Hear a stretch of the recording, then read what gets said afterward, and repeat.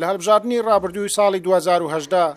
زیاتر لە 6,000 دەنگدەری کورد لە ناو چەدابڕاوەکانی سنووری پارێزگای نەینەوا ناتوانی بەشداری لە هەڵبژاردن بکەن و دەنگ بە نوێنەرەکانیان بدەن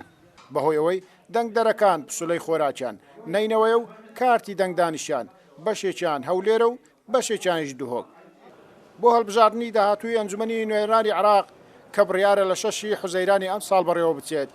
کۆمیسیۆنی باڵای سربەخۆی هەڵبژاردنەکانی نووسینگەی نەینەوە ڕێگایان پێنادات ناوەکانیان لە لیستی تۆماری دەنگدەران تۆمار بکەن تاوەکو لە هەڵبژاردننی داهاتوو ئەوانیش مافی دەنگدانیان هەبێت. ئێرە ناحیەی کەڵەکچیە لە ڕووی ئیداریەوە سەر بە پارێزگای دهۆکە زۆربەی دانیشتوانەکەی پسوولەی خۆراکیان نەینەوەیە زیاد لە 13,000 دەنگدەر لەو ناحیەیە هەیە ئەگەر کێشەکەیان چارەسەر نەکرێت سەدان شێستی دەنگدەرەکان لە هەڵبژاردننی داهاتوو مافی دەنگدانیان نابێت. بیتاقەی تەموینیمان سەر بە مۆسڵە کارتی دەنگدانمان سەر بە دهۆکە بۆیە ئێمە ئەو جارە بێبەژیمان لە دەنگدان و ئەو جارەش بێتەوە هەر بێبەژەبین لە دەنگدان بەس لە مالی خۆم 6 دەنگم ئەوایە هیواداریم بۆمان چاریک بکەن بۆ هەڵبژاردن داهاتوو بە چێمەش بتان دەنگ بدەن ئەو دەنگە دەنگی کورددا مافسوتاوی یەکەم دەبین لەم هەڵبژاردنەدا چونکە ناتوانین نوێنەری خۆمان دیاری بکەین لە پەرلەمانی عێراق. رفعوا هذه المشاكل.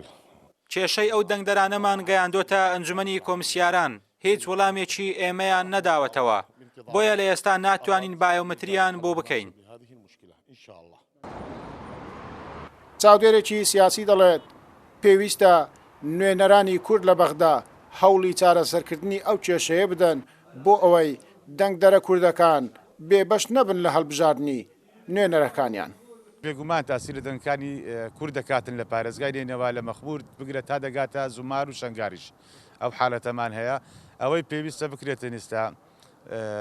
بە زووترین کات نوێنەرانی کورد لە بەغدا نوێنەرانی پارێزگای نەینەوا کەرکووک ئەو مادانەی 140 کورد بە عام تەدەخوڵێکی سەریع و چارەسەرێک بۆ ئەو کێشەیە بدۆزنەوە چونکە تەنها لە پارێزگای نەینەوا زیاتر لە 6 بۆ 7,000 دەنگ لە کورد کەم دەبێتەوە دەفەوتێتن. بۆ هەڵبژاردننی داهاتوو ئەو هاوڵاتیانەی لە دایکبووی ساڵەکانی 2001 و 2003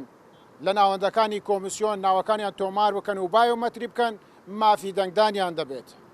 بەڵام لە دەشتی نەینەوە ئەو خێزانانەی پسوولەی خۆراکیان نەینەوەیە و کارتی دەنگدانیان هەولێر و دوهۆکە ئەم خاڵەش نایانگرێتەوە